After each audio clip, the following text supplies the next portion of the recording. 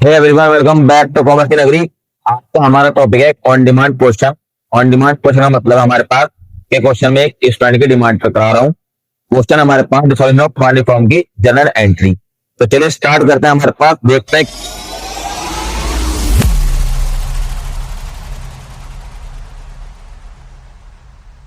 क्या कहता है क्वेश्चन।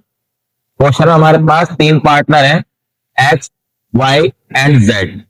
इनका रेशियो हमारे पास गिवन नहीं है, तो हम ऑल रेशियो इक्वल मान लेंगे। ये कहता है सबसे पहले हमारे पास 3,000 का एक्सपेंसिस है, एक्सपेंसिस पेड करा फर्म ने, तो मेरे पास से पैसा जाएगा।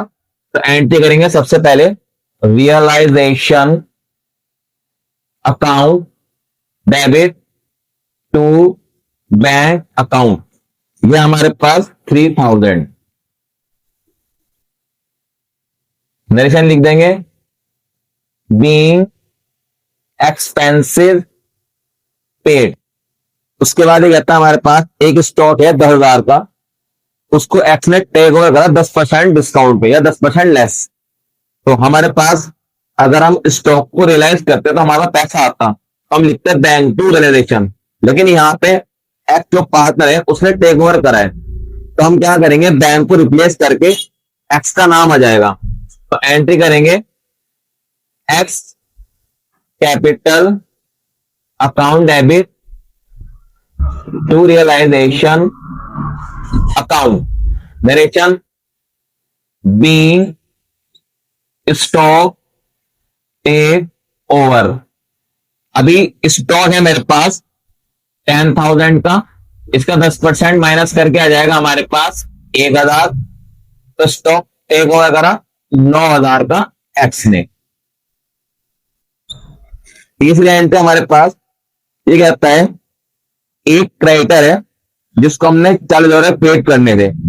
उस क्रेडिटर ने 40,000 रुपए वाला एक फर्नीचर एक्सेप्ट करा है फुल सेटलमेंट में, और फर्नीचर की मार्केट वैल्यू 35,000 है। हमारे पास कोई भी क्रेडिटर हमारा कोई भी एसेट अगर टेक ओवर करता है तो उसकी एंट्री नहीं होती, तो हम यहां पे लिखेंगे नो एंट्री। अभी आपको यहाँ नो एंट्री लिखना जरूरी है। नो एंट्री अगर आप नहीं लिखोगे और आप सोचते हो हमारे पास जब नो एंट्री है तो यहाँ पे एंट्री लिखेंगे ही नहीं, तो हम नो एंट्री भी नहीं लिखेंगे। नहीं, आपको बताना होगा कि हमारे पास जब कोई क्रेडिटर हमारा कोई भी एसेट टेक ओवर करता है तो उसकी एंट्री नहीं होती, तो आपको यहाँ पे नो एंट्री लिखना पड़ेगा थर्ड पॉइंट के अंदर। अगर आप यहाँ नो एंट्री नहीं लिखेंगे और थर्ड को एंट्री छोड़ देंगे तो एग्जाम में सोचता है कि उसको एंट्री नहीं आती इसलिए उसने छोड़ दी, तो आपको नो एंट्री लिखनी पड़ेगी। एक बार देख लेते हैं। हमारे पास क्रेडिटर थे 40,000 के। इस 40 वाले क्रेडिटर ने 40,000 का फर्नीचर ले लिया जिसकी मार्केट वैल्यू 35,000 थी, लेकिन फुल सेटलमेंट में लिया है। तो हमारे पास जहां भी फुल सेटलमेंट होगा तो इसका मतलब पूरा पूरा में गया हमारे पास, ये तो इसकी कोई एंट्री नहीं होगी हमारे पास। फोर्थ है जेड का लोन है हमारे पास 10,000 का, तो हमने सेटल करा 10% डिस्काउंट पे। तो मेरे पास जेड हमारा पार्टनर है। अब और पार्टनर लोन अगर कोई इन्फॉर्मेशन होती है तो उसको हम क्या करते थे, पहले रेन अकाउंट के अंदर ट्रांसफर करेंगे क्रेडिट वाली साइड, उसके बाद पेड करेंगे डेबिट वाली साइड। अब हमने जेड का जो लोन है 10,000 का उसको सेटल करा 10% डिस्काउंट के साथ, तो उसकी एंट्री होगी हमारे पास Z loan account debit to bank to realisation account.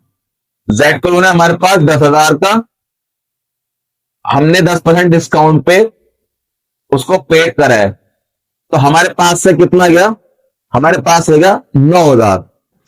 Narration लिखेंगे जेड लोन सेटल्ड। हमारे पास अगर कोई इंफॉर्मेशन ना होती अबाउट द जेड लोन और जेड हमारा पार्टनर है तो हम सिंपल एंट्री करते हैं Z loan to bank 10,000 discount पे जाता तो 9,000। लेकिन जहां पे उसने वर्ड का है कि जेड का लोन है हमारे पास 10,000 का, सेटल हुआ 10% पे, तो इस वजह से जब सेटल कह दिया तो हमें माने चलते हैं कि हमारे पास एडजस्टमेंट के अंदर कोई इंफॉर्मेशन थी, इसलिए हमने एंट्री करनी पड़ी Z loan to bank to realisation account. उसके बाद है हमारे पास ये कहता है वाई ने पेड करा बिल पेबल 40,000 का 5% डिस्काउंट पे।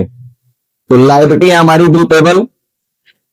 अगर हम एंट्री करते कि बिल पेबल रियलाइज पैसा जाता तो एंट्री करते relation account debit to bank, लेकिन यहाँ पे एक पार्टनर पेड कर रहा है तो एंट्री करेंगे हमारे पास realization account debit to Y capital account. 40,000 का बिल पेबल है, 5% डिस्काउंट है, 40,000 5% आएगा 2,000, तो एंट्री कर देंगे हम यहाँ पे 38,000 और नरेशन लिख देंगे वाई पेड बिल पेबल। उसके बाद हमारे पास ये आता है लास्ट एंट्री इन्वेस्टमेंट, जिसकी बुक वैल्यू है हमारे पास 20,000, वो सोल्ड करी 24,000। हमने फायदा है या लॉस है वो नहीं देखना, रेवेन्यू अकाउंट के अंदर हमारे पास देखना है कि आज की डेट में कितने का बिका।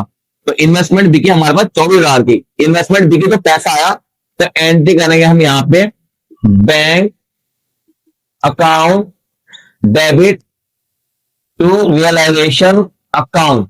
पैसा आ रहा है बैंक डेबिट में, पैसा जा रहा है बैंक क्रेडिट में। Narration being investment sold 24,000। Board के अंदर आपको जितनी भी एंट्री है वो सारी जनरल बनाए करनी है और नरेशन भी लिखनी है। नरेशन के लिए आप एक एक लाइन छोड़ के चलना, अगर आपको टाइम मिलता है तो आप नरेशन लिख देना और अगर टाइम ना मिला तो नरेशन छोड़ देना, क्योंकि नरेशन के नंबर नहीं कटेंगे, बोर्ड में नंबर नहीं काटता नरेशन के।